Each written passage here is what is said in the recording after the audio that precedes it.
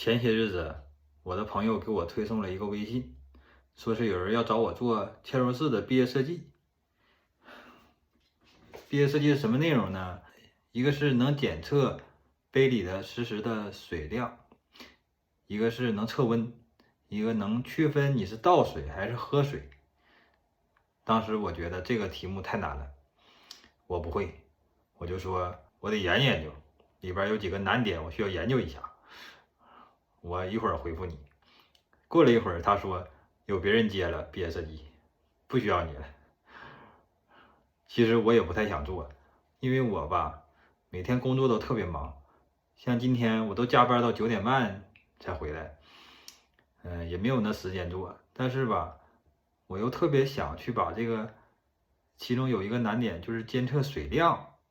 我把它给它做出来。然后我从网上找了一些方法，一个呢是称重模块去测这个重量，我感觉这个不靠谱。还有一种是测它的水位，用那种板子直接放在水里，水杯里边放个板子，那水还能喝吗？然后还有一种就是用电容检测法，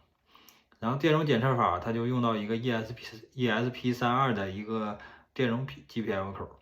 然后我就想还是把它做出来，有时间我也学一学 ESP32，就买了这个正点原子的开发板。虽然没有人让我做毕业设计了，但是我还是想把这个 ESP32这个东西学一学，毕竟干了挺多年的嵌入式了，会的东西还是不多，还是想多学点新东西，因为这个东西还是挺火的，